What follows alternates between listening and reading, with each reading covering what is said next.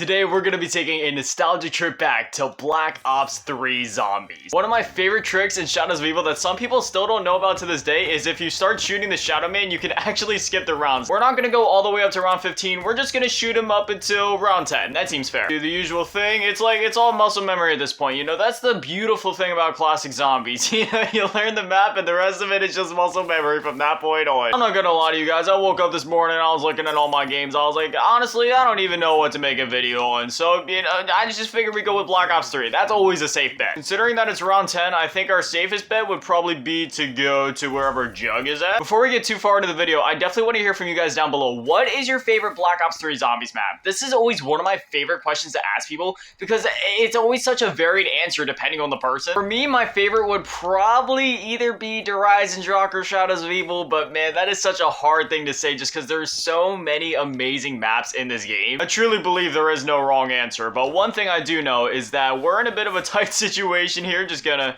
train him up, do one more loop-de-loop, and then we ought to be free to leave. Maybe. Is there a bit of a... no, I still don't trust that opening. Just go ahead and do another loop-de-loop. Man, oh, okay. Ooh. Okay, go through them. One more loop-de-loop.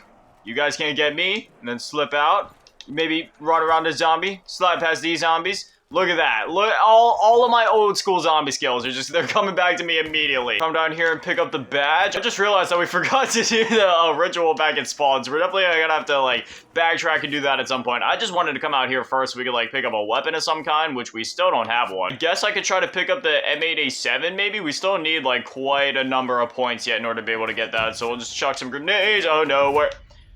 Who got me down? I could have swore I was safe, man. I was running up the stair. I honestly, I don't even know what happened right there. I got hung up on something. But starting on round 10 without a plan, potentially a bad idea, maybe. You know, that's just kind of what we do here. We kind of do things and then we figure it out as we go, you know? I guarantee I'm one of the first people in the world to ever actually, unironically, buy the LCAR-9 off the wall thinking it was a good idea. And honestly, you know, on round 10, this weapon's actually still holding up relatively well. This is probably gonna sound really weird for me to say, but I actually really like the LCAR-9 in terms of just like how it feels to use. There's something when you're like shooting it and the reload animation, it feels really clean. I bet some of you didn't know this, but the Death Machine actually wasn't in Black Ops 3 at launch. That was added with like Der Eisendrache because I remember it was in the trailer and everybody got like real excited for it, and then retroactively Treyarch went back and like added it to all the previous maps. Now this might be a bit of a risky move on my end, but we're gonna go ahead and start up the spawn ritual. I don't have Jug or anything like that, and it is round 11, but you know, what can you do? You know, I was tempted to push the Shadow Man all the way up to round 15, but now I'm kind of glad that we did. Just like that, the first ritual is complete, and we have enough to go by Jug again, but at the same time, I think it might be a better idea to save up for a weapon first. Oh my gosh, we got an insta-kill. That is literally perfect. Oh man, we're about to be swimming in money. Oh my gosh, look at the points fly. All right, we are officially set. Boom, there it is. We got Jug. I'm gonna go ahead and pick up the fuse. I don't know if we're necessarily gonna build the Silver Protector in this game, but I mean, it's one of those things where I always get it just in case. I don't know if doing this ritual right now is necessarily a good idea because this area can be a little cramped sometimes, but I guess we're gonna do it anyway. Actually, before we do this, I think I might go get double tap because I mean,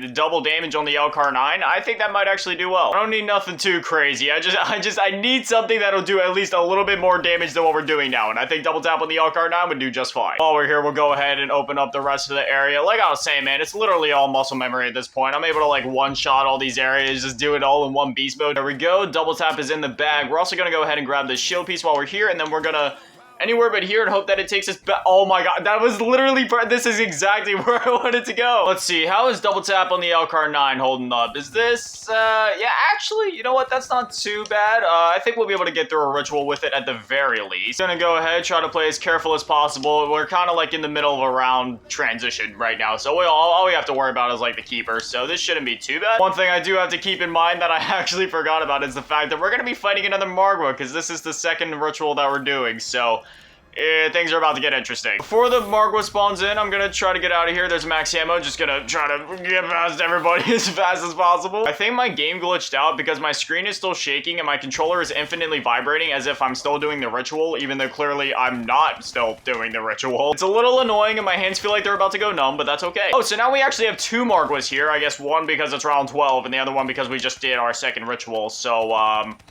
Yeah, we're in for a treat. I think my best course of action at this point is to sprint past literally all of these zombies, grab the KN-44. I'm gonna spin the Gobble Gum, hope that it gives me like an in plain sight or something similar. Please me, alchemical, that is not what I needed, but it might come in handy. I actually do not have enough money in order to buy the KN-44. Come on, Bloodhound, save me, save me, save me. Okay, there we go. We literally have just enough. I'm gonna get rid of the L-Car-9. I'm sorry, like, it was a good weapon, but I'll hold on to the Bloodhound. We might back a bunch and we might not, who knows? All I know is that now I need it. Oh my god, yes! I don't think there's ever been another point in my life where I've ever been happy, period, just to see a nuke. There we go, we got the death machine. Literally, we have nothing to worry about now. Just, come on, Mark. Oh, wow, I actually got, he did a lot of damage to me. I gotta be careful, but it's no problem, really. Just, come on, open your mouth one more time, please.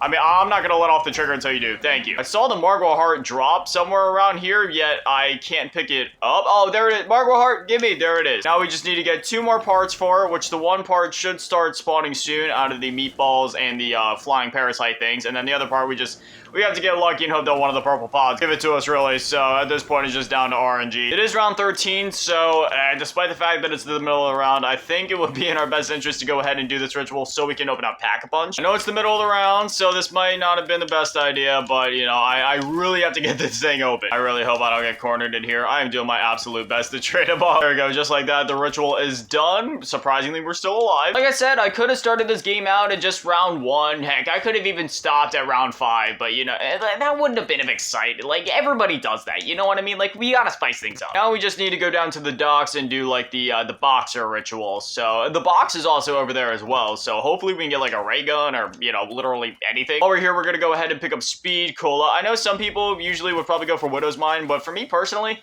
I don't know, man. I like getting the classic 4. I truly do believe that getting, like, you know, the faster reload from Speed Cola is honestly invaluable in zombies, at least for the way that I play. Like, sure, Widow's Wine has saved me a number of times, but man, I don't know. Usually I wait until I'm on, like, my final life to get, like, Widow's Wine. Like, once I have a perk slot open because I ran out of quick revives, that's when I'll go ahead and pick up Widow's Wine. We also got our final shield piece here, so I guess we'll run back over to the cops ritual area. That's normally where I build the shield. I don't know if y'all do something different. Usually I build the shield over there, and then I build the wonder weapon out here by, like, the boxer's ritual spot. Okay, things are getting a little dicey over here. What weapon do we have in the box? The Argus. The Argus is honestly a really good shotgun. I mean, sure, you have to be really accurate because it's a slug, but if you can hit your shots, I mean, look at this thing, man. It is absolutely destroying them. Okay, gloves off.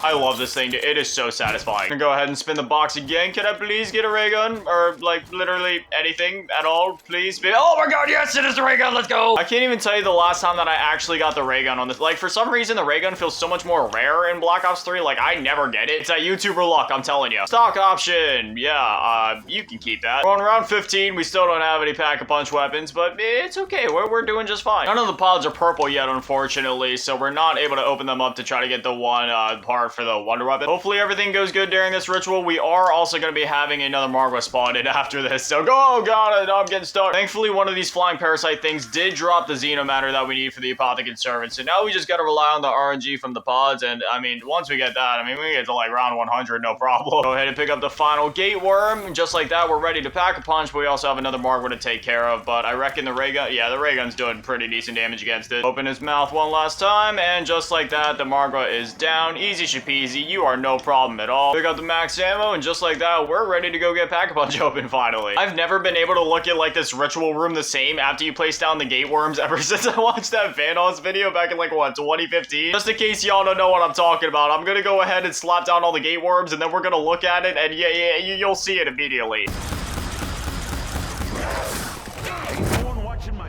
I don't want to talk about it. I have no idea how that just happened. Okay. I love Black Ops 3, but sometimes in this game, man, things happen so fast. Oh, no. Oh, no. Oh, okay. So now we're gonna run across the wall. Thankfully, this isn't like day 1 BO3. If y'all remember that, that was a really bad time to be alive, let me tell you. You could literally run across these walls and you would just have zombies blocking you on the other side. It was an absolute nightmare. Anyways, we're gonna try to take a peek at this real quick. Just think about the McDonald's logo and then look at it. Like, ever since I watched that video back in 2015, I've never been able to unsee that. Like, it literally is just the McDonald's logo. Please don't block me. Please don't block. Oh my god, dude. I thought that keeper was about to block me. Gotta be as careful as I can. I really don't want to die right now. Okay, there we go. Apocalypse Ascendant. And I always, for some reason, I always kind of liked it. Once you open up the Pack-a-Punch, like, there's like that orange hue that goes over like everything in the map. I don't know why. I like it. It's like an orange hue, and then they also kind of like bump up the saturation just like ever so slightly. I don't know. I like it. I think it looks pretty clean. I just realized that we have a Margro on the other side, a horde of zombies after me. I gotta be careful, please. Let me through. Now it is time for Operation Rebuy all my perks. I honestly don't remember. Oh, that's right. Jug is over in the cops area. All right, there's a Margro on my tail, and there are zombies all over the place. I'm gonna try to get Jug. No, are you?